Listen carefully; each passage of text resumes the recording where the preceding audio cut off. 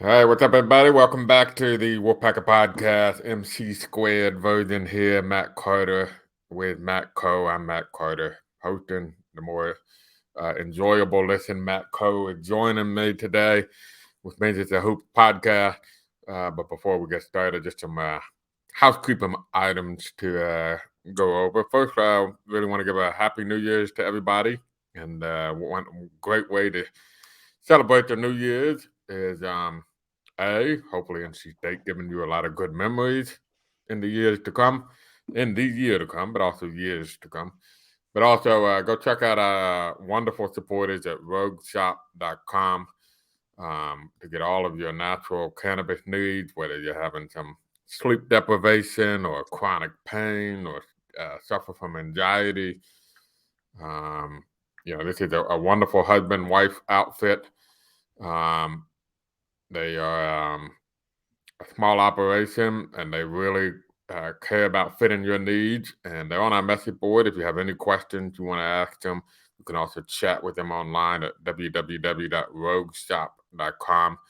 The husband is a former military veteran who personally uses these products to help deal with some of his issues. So he can vouch for them personally. Also, a reminder, you can listen to this podcast wherever you listen to your podcast, and you can also watch it on YouTube. We got this sweet banner set up that they've given us over from the folks at On3.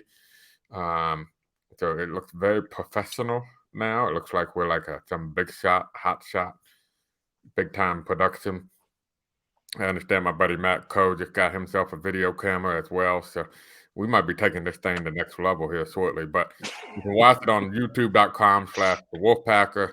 Please give us a follow there. It helps us out in a lot of various ways. And last but not least, please join the Wolfpacker.com, our website itself. At On3, there's a lot of news going on right now. Brennan Armstrong, quarterback from Virginia, maybe visiting this week. Find out, and more as well. So please take advantage of our website. There's a lot of good information there. And I think that's everything. I beat personal best time, 2.5 minutes, getting that out of the way. So, woo! All right, I'm done talking. Matt Coe, you're 4 games in. That's 1/5 of the way through the ACC season. There are 20 games. Yep. So I did take math in elementary school. I do know that that's 1/5 of the way. NC State's 1-3. Yep. Interestingly, their 3 losses are to the remaining 3 undefeated teams in the ACC. I would argue NC State probably has had the toughest early season schedule among ACC teams. And quite ironically, probably the best team in the ACC, Miami, not that they needed any help. They may have had the best early schedule setup in the ACC. But 1/5 of the way through, how you feeling about NC State right now? Man, I'm stressed. You hit the nail on the head. It has been a tough road. We got the 3 last undefeated teams. I know me and you were on the same page about Pitt, how they're really underrated. Now Clemson's coming into the fold. They're looking really, really good. They looked great against NC State. Their defense, their transition defense looked phenomenal. I actually went back and rewatched that game, and we can get into that in a minute. But it just really makes that Miami game hurt that much more. Because if you get that win, you're not so much hanging your head on this current ACC record.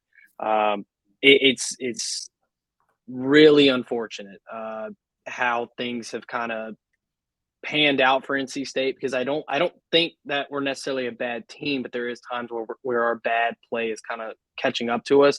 And I'm sitting here looking at our schedule.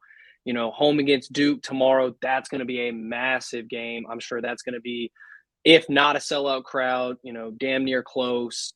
You got a road matchup against Virginia Tech, another home game against Miami, and then 2 games after that, you got to go to Chapel Hill. We all knew that January was going to be tough. Right now, it's not looking great, but you've at least competed in every single game. They haven't necessarily been blown out, or hasn't been a case of, oh, they just definitely weren't in that game, no matter how good or bad they played. So it's a weird area to be in right now because this January stretch, I mean, for you to even be sniffing a chance at a tournament, you really need to get probably 2, if not 3 solid wins on your resume. And we all knew that this was going to be a really tough stretch. But yeah, early division bad luck has really caught up to this team. Yeah, and let's talk about that Clemson game a little bit. I agree with you wholeheartedly. Look, sometimes you have to tip your hat, right? I thought Pittsburgh was a better team than NC State that day. Now, primarily because that was a game with with Jack Clark and Jarkel Jr. combined to go like 2 for 21 or something. 2 for 21, yeah. But because of that, Pittsburgh legitimately should have won that game.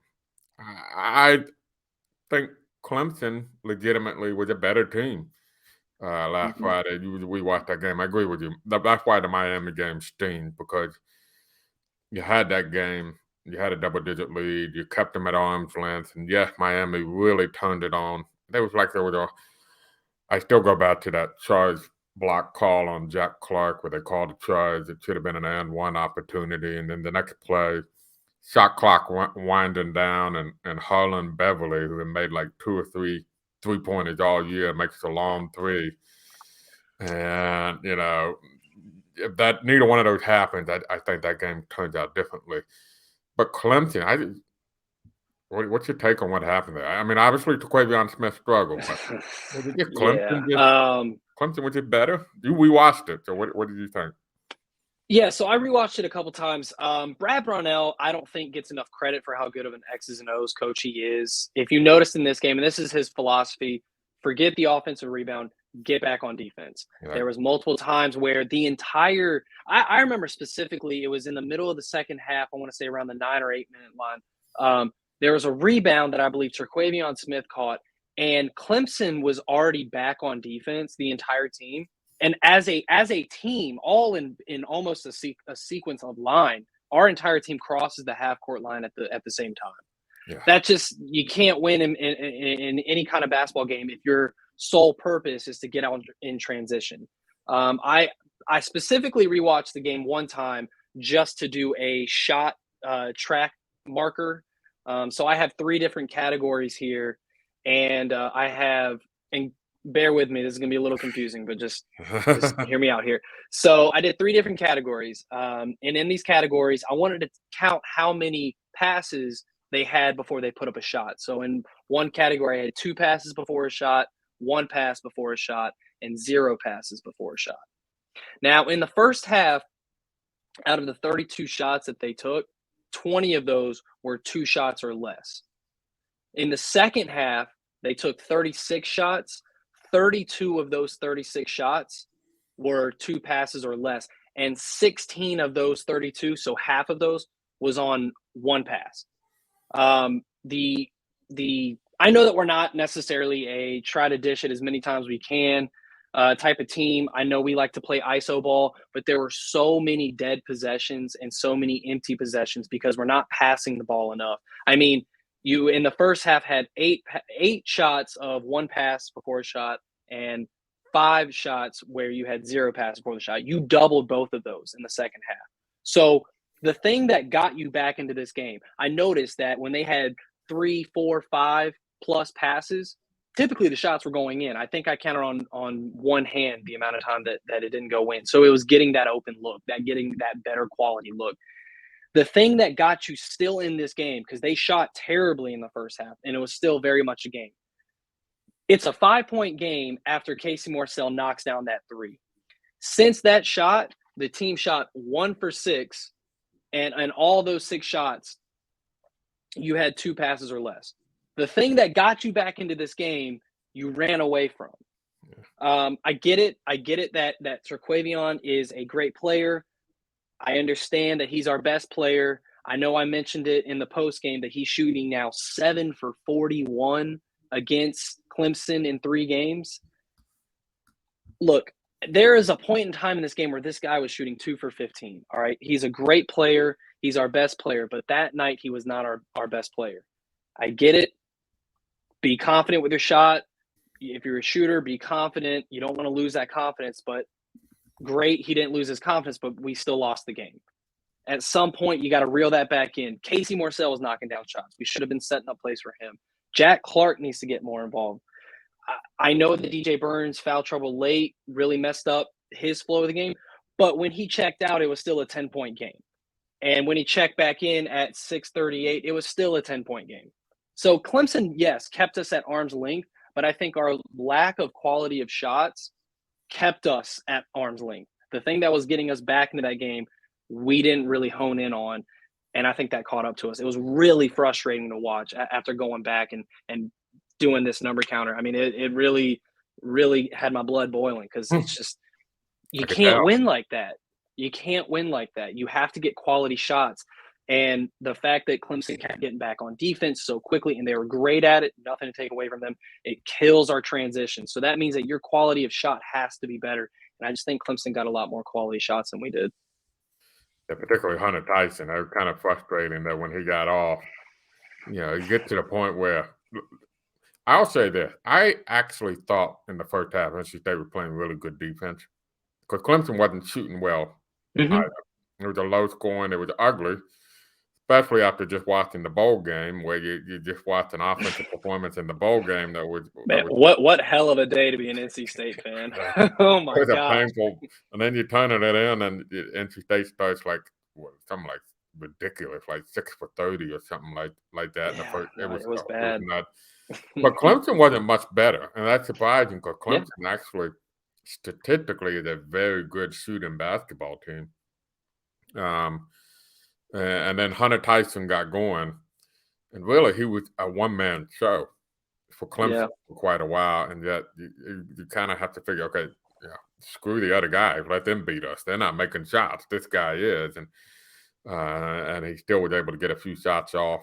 I thought they gave up a few too many offensive rebounds as well, second chance opportunities. But, Clemson kind of an enigma because I think they're NCAA tournament caliber. They got nice pieces. They got a little bit of depth, a really old veteran starting five. 4 of those guys have been at Clemson their entire careers, which is very unusual, and they're older guys. But they have a couple of real bad losses that kind of drags them down. They never should have lost to South Carolina this year, and then they got blown out by Loyola Chicago at home with one of those kind of what-the-heck type games for them. But puts NC State in a bind, though, 1-3. And we mentioned this January schedule a lot. What has to change? I mean, if you're NC State, in your opinion, after seeing the first 4 ACC games, that's a great number you pulled up, by the way, about the passes. I mean, I love that. That's phenomenal information. Appreciate it. Yeah, what has to change, in your opinion? What are the changes that need to be made?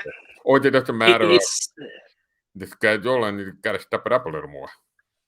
Well, that's the thing. It's such a weird catch-22 situation because I still, and I wrote this a month ago, I still believe that NC State has the best backcourt in the ACC.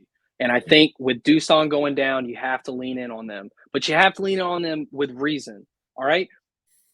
Don't just give Terquavion the green light.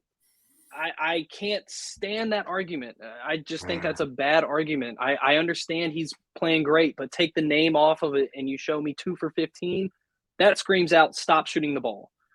Sorry, you just don't got it tonight. Give it to somebody else. So I would say with how Casey is shooting the ball, you need to be setting up picks for him. I know that we're not really a pick and roll. At least we don't execute it to a great point right now. I know we did with Markel, but set something for him to come around screens. DJ Burns, maybe this is just me reading it in. I feel like he does the same post moves every single time. He'll back his defender down twice, and then he'll spin move, right? If that's the case, fine, clear out, whatever. Set up plays for these guys. If these guys are going to have to be the X factor, then they're going to have to be, because I just don't think that we're going to get anything from our bench. One thing I will say about our bench is that is killing me to see the last couple of games. LJ Thomas, where has he been? I mean, he's got to get minutes. He has to get minutes. For him to be a spark offensively off the bench, we could have used that in this game. And I feel like he barely played this game, barely played the last game. Haven't seen him since he blew up a few games ago. I want to see him get more involved. Jack Clark, I've been saying this from day one. Stop shooting threes, go inside, use your length, use your athleticism to your advantage. It's just the little things that need to kind of what we predicate ourselves on just isn't working right now. So just mix it up a little bit. As far as the schedule goes, the schedule is what the schedule is. You got to win games. Yeah. Beating Duke. All right, you're back on the map with a solid win right there. That's a win you can hang your hat on. Beating Virginia Tech at Virginia Tech, that's another solid win. Maybe not a great one since Virginia Tech has kind of slid the last couple of games. Still a great one. And then you got the revenge against Miami. I think for NC State, and this is going to be a tough ask, but you need to win at least two of these. Out of these 3 games, you need to win 2 of these, especially since 2 of them are at home. Now, NC State's played Duke really well over the years. We'll see. Right now, the line's 3.5. ESPN, I saw, gave Duke, I think, a 56% chance. So it matches up well. The way Duke wants to play and the way NC State wants to play, it actually matches up well for NC State. And I could see that being a very, very close game, which leaves the next 2. Like I said, I think you need to go on some type of run here. You need to start marking up a couple of wins here and there. Because as we've said before, NC State right now is in that sloppy mid-range of teams where you're not necessarily elite, but you're definitely not down by the Louisville standards. But that's the problem when you're in that middle. The slightest little thing is going to separate you. Like you said with Clemson, they've got a couple of bad losses, but now they're starting 3-0 in the ACC. That's that little slither of hope that they can kind of build on. That early start is going to carry over come mid-February, late February, where we're getting into the tournament time. NC State needs a marquee win because it really hasn't had one all year. No. Maybe they're due for one. That would be a big one against Duke, but they need to start getting on some type of rhythm. And I would say just because Terquavion is your best player doesn't necessarily mean he has to be every single night. Yeah. What's interesting in 2 of these losses, the 2 losses that against Miami, you kind of tipped, Miami, that was what. But interestingly, in that Pitt game, I went and looked it up, that Clark and Joyner were 0 for 20, as we were talking about. And then this game against Clemson, a lot was put on Terquavion Smith for shooting 5 for 21. But Jarkel Joyner was just 2 for 11.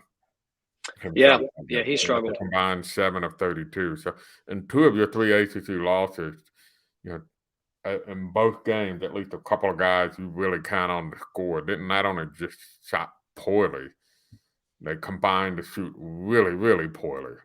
And I think that really hurt. It's interesting about January here. You got 7 games left in January. Right now, 3 of the 7 are quad ones. And it's quite possible a 4th could be. Wake Forest to end the month is on the road. Playing some good basketball right now. Playing some good basketball. A lot of people are kind of confused about their net rankings. But I think a lot of that has to do with their inefficiency and winning some of the bad games that they've won. Needing a budget shot to beat Appalachian State, needing a budget shot to beat Utah Valley, playing a couple of other teams really close. And then they got their butts kicked by Rutgers, and that's going to really hurt you when you get your butt kicked in a game. But they're 80 in the net right now, so they just need to move up 5 places. It's quite possible you have 4 quad 1 games to end the month of January to go with a home game against Notre Dame, which right now it's hard to say. That's a quad 4 game right now, unbelievably. You got the home game against Miami. That's a quad 2. And then you're at Georgia Tech, which is probably a quad 3. Then you flip to February. You got a game at Virginia. You got a game against North Carolina at home and a game at Duke. Your best case scenario, you're looking at 3 quad 1s, and that really depends on UNC staying in the top 25 of the net, which they've been kind of back and forth. So you may only have 2. And so my long-winded way of saying, for instance, Kevin Keats said Tuesday during the press conference, he's right. There's still a lot of ACC basketball left to play, but because the way your schedule's set up, the time is now. The urgency is now because your opportunities in February will not be there. They will not be as plentiful as they are in January. It's quite possible we're going to know when NC State hosts Florida State on the first day of February. We're going to have a good idea if NC State has any hopes of being on the bubble, because wins over Florida State and Georgia Tech at home, Boston College on the road, they're not going to do anything for you. At Syracuse, probably won't do a whole lot for you. You got a couple of nice quad 2 potential opportunities, but go back to Kevin Keatts' second year to see how much quad 2 wins matter when you don't have a good quad 1 record. So I think the urgency now, I mean, you hate to say this is a make or break moment, and it's not a make or break moment. We always overreact to the present. But I do think there's got to be urgency now. The rest of this month, you mentioned winning 2 out of the next 3. I would say you got to go 4-3 to finish the month with a couple quad 1 in there. Yeah, I mean, like you said, February is not looking good. It's more so if you win those games, it's going to look good for your record, but it's not going to do anything for your resume. State, for what it's worth, has been as far as net rankings go and as far as KenPom rankings go, they've been sitting at the 50 to 60 range for basically all season. So I think that the committee even and the numbers even view this team as a good team, as an underrated team. But the problem is that, like we said, like they don't have any marquee wins. They have solid enough record, but record's not going to do anything for you. Yeah. 0-2 right now in quad 1s, lost to Kansas, and the loss on the road to Miami, which again goes back to why that game really hurts. 2-2 in quad 2. You're hoping that those neutral court wins over Butler and Dayton will hold up and stay quad 2. Maybe Vanderbilt sneaks up into quad 2 territory. That might help a little bit. But again, you can't really rely a whole lot on quad 2 at the end of the day either. And the funny thing is right now, you got 6 quad 1 games left as of right now. You got 6 quad 3 games left as of right now. You really only have a couple quad 2s, and you got to avoid losing at home to Notre Dame, and you can't lose at Boston College because those would be quad 4s. So, I would argue that would essentially force you out of the tournament if you were to lose any quad 3 or quad 4, especially with no big quad 1 games. You really got to hang your hat on something especially if you're going to lose quad 3 and 4. And I mean, we all know how great the ACC is. I think during the game against Clemson, one of the announcers had mentioned how great the ACC has been at home up until that game. I believe I think it was Debbie Anatelli that said at home ACC matchups they're 12-5.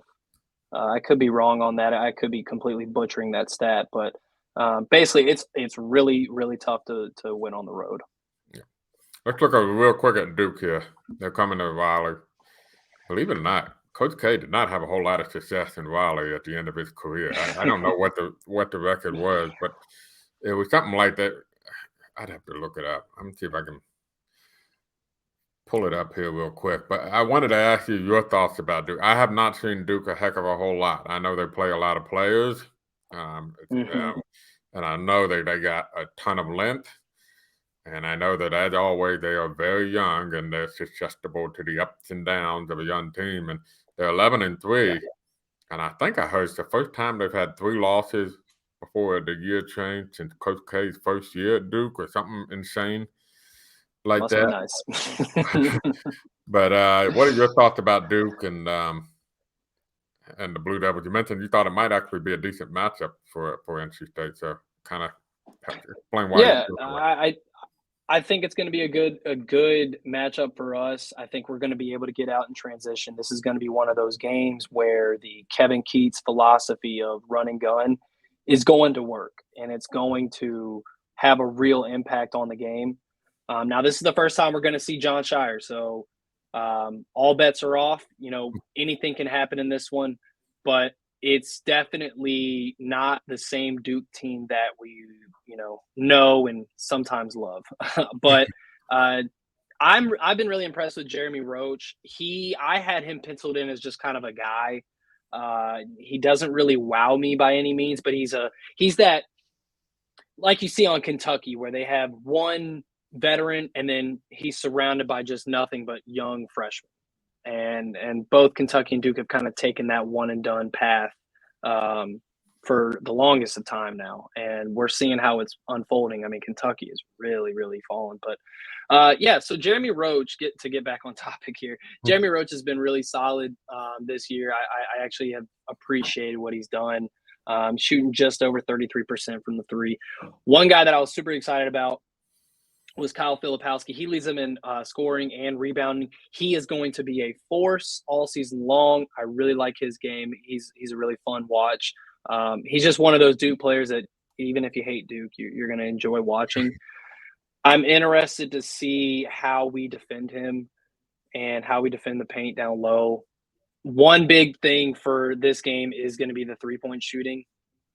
Duke isn't necessarily amazing at shooting three. They're shooting right over %. So I think a magic number for NC State is you're going to have to hit about 9 or 10 threes to really be competing in this game. Duke really likes to shoot threes. So keep that in mind. But as long as our backcourt is backcourting, we should be okay. But we're really going to need something from our bench. Right now, we're just not getting it. Yeah.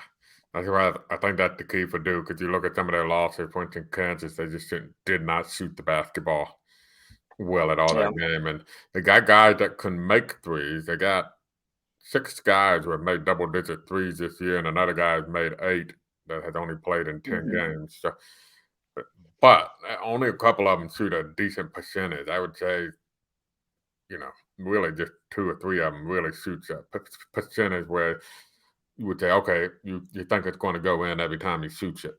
Right. A lot of the guys, Filipowski, 28.6%, Roach, 33.3%, Tyrese Proctor, 23.1%, Dariq Whitehead, 27.6%. So they've shot it, but they're not necessarily making it a heck of a whole lot. So you're hoping that the rims are unkind to Duke in this game. And then I think really it comes down to it, in a weird way, it's somewhat like last year where you needed Seabron, Smith, and Helms at least 2 out of 3 every game. I feel like you have a little bit more options this year because of Morcell and Burns and Clark. But you really need at least one of Smith or Joyner to shoot really well. And then you need a couple guys to – you can't have 2 guys combining to miss over 20 shots in a game. Yeah. And that has happened in a couple of these losses. By the way, I did it real quick, so my math could be very wrong. But since 2000, Duke is only 8-7 in Raleigh since 2000. So I would venture to guess that next to maybe the Dean Dome, that might be their worst record in an opposing venue since 2000. So it is a young team, by the way. And so, that PNC is not kind to rivals. They do not welcome you with open arms. They welcome you with 2 fingers usually pointed in the air and instead of the open arms. So, how are they going to handle that environment as well? Duke only played 1 true road game at Wake Forest. And they were really handled. I watched that game, and they were never in that game. Now, they were missing 2 of their best players, which everybody needs to remember. But, Wake pretty much controlled that game start to finish. Yeah. So. Tyree Appleby has had a great season. I think another good point, as you mentioned, how is Duke going to handle that crowd? How is NC State going to handle that crowd? Haven't really seen a jam-packed PNC arena. I'm sure Terquavion's going to want to live up to the moment. He's going to be putting up shots like he always does. Jarkel Joyner in his first real big ACC game. This is one of those games where I know I've been sitting here bashing, leaning too heavily on them, but we're going to need those 2 to really show up. And I think they're going to show up for the big moment. I mean, that's just the type of players that they are. So it's going to be interesting to see how we handle that pressure. And I just think it's going to be good for the program to have fans back into the arena for what seems to be like a crowded game, a very big, popular game, obviously with the rivalry. State needs this. The program needs this. This would be a very, very big win for a lot of different reasons. Yeah. All right. 7:00 tomorrow, PNC Arena, ACC Network, if I'm right, is on the telecast. I feel like we're like the ACC Network's NC State playing. All right, just put them on ACC Network. I feel like it's been like every game's been on ACC Network. So, and so big week, obviously, because it's not just Duke, by the way, on Wednesday. They do travel to Virginia Tech on Saturday, and then they get a week off after that. So this is it's almost like say, pour it out this week, man. Just pour it out. Everything you got into these two games, because it can make a world of difference if you could somehow pull them out. So, but for Matt Coe, you want to give a shout out to your Twitter? I think it's _Matt Coe, right? Yeah, there you go, man. Appreciate it. Yeah, go ahead, give me a follow, give Wolfpacker a follow, keep listening in on us talking basketball, football, whatever the case may be. We got it for you. Yeah. And so shout out again to RogueShop.com, friendly sponsors who do a great job supporting our website. Please give them a check out at RogueShop.com. And a reminder, please subscribe, rate, review, do whatever you're supposed to do to podcast. I really should write down what you're supposed to do, like get a list of instructions for people. But anywho, do whatever you have to do. It helps us, and we like being helped. So for Matt Coe, I'm Matt Carter. This has been the Wolfpacker Podcast.